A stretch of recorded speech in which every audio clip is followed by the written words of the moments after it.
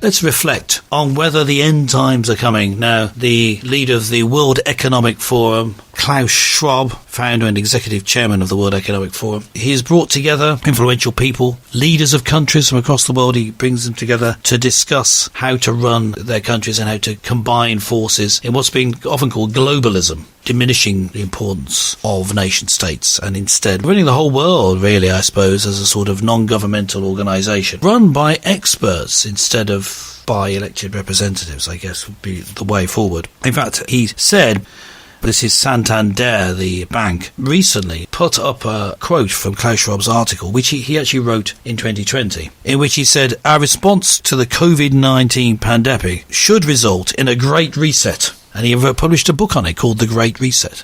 Now, similar comments are made about other disasters and problems and crises in the world, like the war in Ukraine. It always seems to result in a call for these sort of things by Klaus Schwab and his crowd. If you say, where do these ideas come from that we see mainstream media fighting for and flattening other points of view? Where do these ideas come from that you see government officers and politicians parroting to you? Where do these ideas come from that you see religious leaders, certainly in the Christian world, parroting? Well, they seem to come from this World Economic Forum. How they managed to influence so many people, I don't know, but he's calling for a great reset. And although not everyone calls it the Great Reset, this is sort of what people believe. He says this in terms of economics. We should steer the market towards fairer outcomes. In other words, control the economy. That's my comment on it. Ensure that investments pursue shared goals such as equality and sustainability. In other words, again, putting money into government-controlled projects, for example, like green projects or green fuel. Giving money, but also giving over control to, here, for example, the European Commission Recovery Fund, which helps progress towards equality and sustainability. So not the best products, but the most controlled products.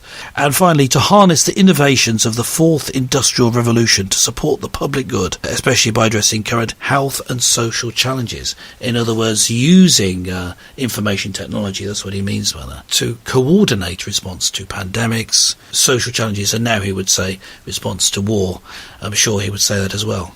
All of that means you hand over control to experts. Yes.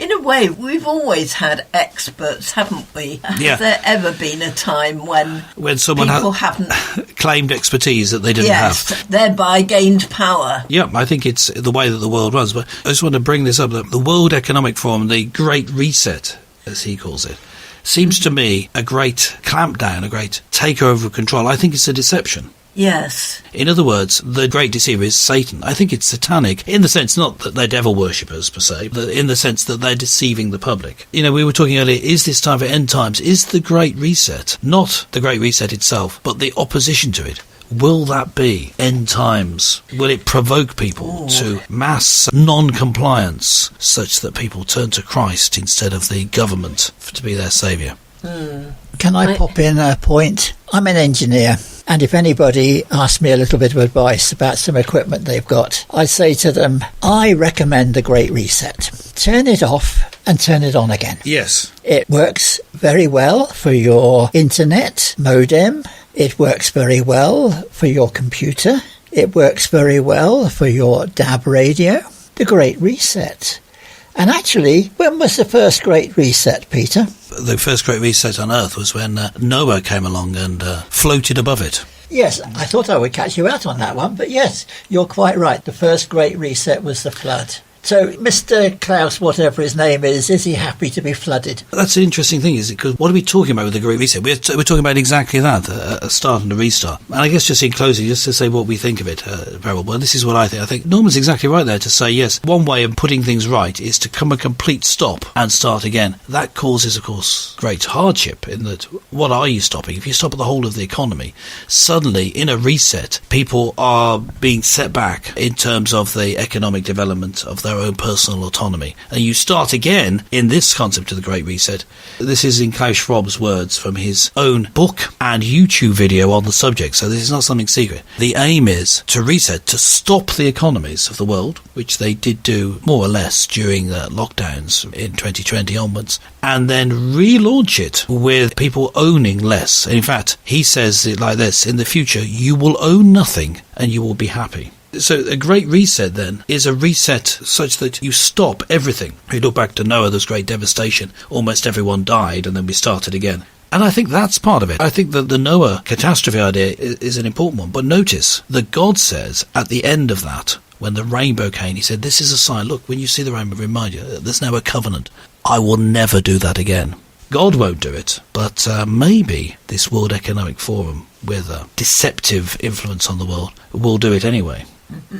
I've got a theory about this. I don't think God has ever needed a great reset, because I think God's purpose has always been stable and foundational. Christians believe that God made the world, God created the world, and he created humanity. God has never been taken by surprise. Mm-hmm. And I don't think he changed his intention for humanity at any point since he started it.